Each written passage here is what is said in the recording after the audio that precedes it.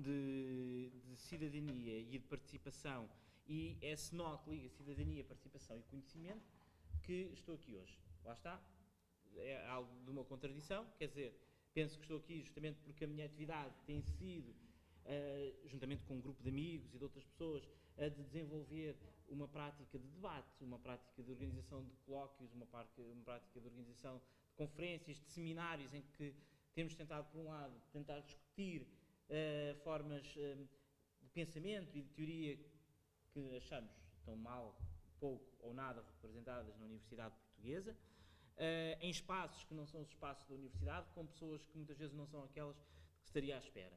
E tentando dar, e ao mesmo tempo, pôr em causa o modelo de divisão entre aqueles que sabem e aqueles que não sabem. E se ao mesmo tempo isto pode ser inscrito nessa tal dimensão de cidadania, eu procurarei tentar, de certa forma, partilhar com vocês algumas reflexões em que vou tentar desligar, ou pelo menos pôr em causa essa articulação. E tentarei, fazendo, de certa forma, ligando ou tentando ligar estas considerações, como não podia deixar de ser, com a atual situação política e económica e com alguns discursos que sobre ela incidem. E nesse sentido, gostaria justamente de começar por interrogar a evidência do par conceptual que dá nome a este encontro, ou seja, cidadania e sociedade de conhecimento. E eu argumentaria que, de certa forma, essa articulação, esse nome, parece-nos que vai tão bem, que vai tão de si, que é sintomático. É sintomático uma evidência que se instalou, de certa forma, no discurso político e no discurso dos mídias. Essa evidência é a da associação, de uma associação natural, entre, por um lado, um diagnóstico que nós vivemos numa tal sociedade do conhecimento ou sociedade de informação, e um juízo. O juízo de que essa sociedade potencia a um nível superior ao de formações sociais anteriores, formas de participação e intervenção política. Eu não vou negar, isso é uma constatação empírica, que de certa forma o nosso modo de produzir, o nosso modo de estar na vida, a maneira como se faz economia, como se produz bens e serviços, assenta, de certa forma, numa economia mais informacional, ou seja, onde as capacidades afetivas, onde as capacidades comunicativas são cada vez mais convocadas no cotidiano da produção. E não estou a falar apenas de atividades criativas, não estou a falar apenas de atividades técnicas, nem sequer daquelas que estão ligadas aos meios de onde nós estaremos mais ligados, como por exemplo o facto de estarmos aqui numa universidade e num colóquio. Não, falar de coisas tão simples como trabalhar num call center ou mesmo numa caixa de supermercado. Exigem comunicação, exigem o uso da linguagem, exigem conectividade, exigem, no fundo, capacidades cognitivas, efetivas, mais do que propriamente o dispêndio de força física, mesmo que essas atividades sejam repetitivas, mesmo que essas atividades sejam, no fundo, tão violentas do ponto de vista subjetivo, do ponto de vista do que é uma existência humana, como o apertar da rosca que nós nos lembramos do filme do Chaplin, não é? Dos tempos modernos.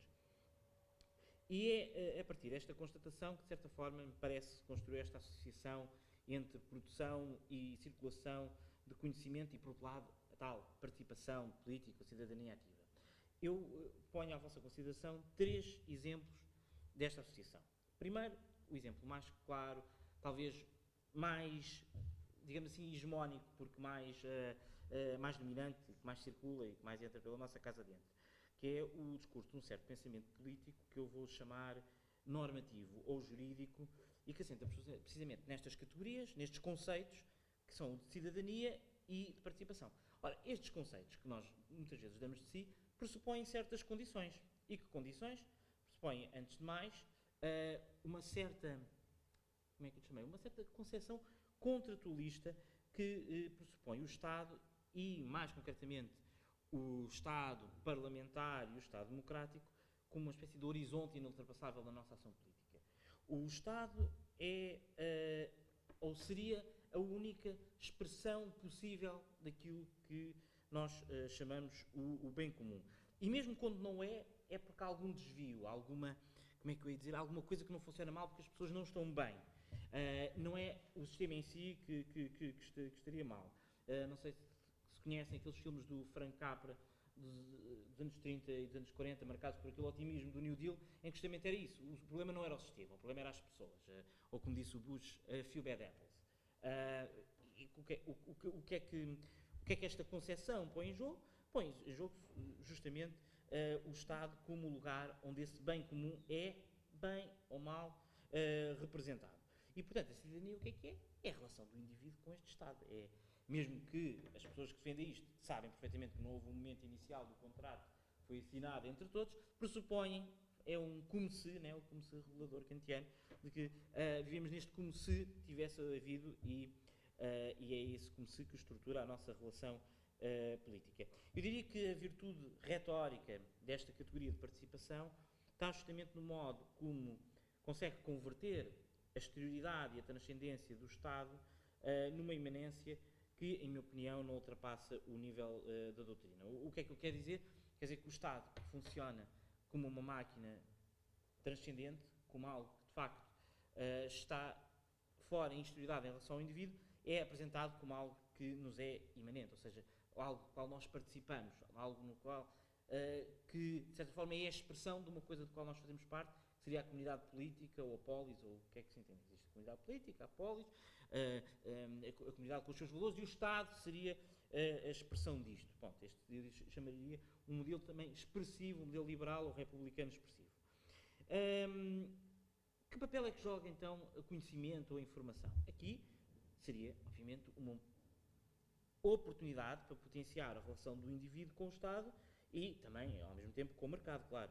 Porquê? Porque, de certa forma, essa informação para o indivíduo, para o cidadão, atomizado, isolado, para o indivíduo como cidadão, valoriza o encontro de capital humano, alarga as suas capacidades de participação pública através de quê?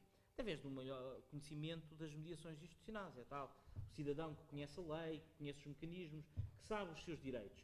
E, nesse sentido, é capaz daquilo que se chama uma cidadania mais ativa. Eu diria que esta concepção hoje é partilhada tanto por republicanos como por liberais, independentemente das diferenças que eles procurem apresentar. Uns mais coletivistas, mais comunalistas, mais estatistas, outros mais individualistas. E, em meu entender, padece de um problema grave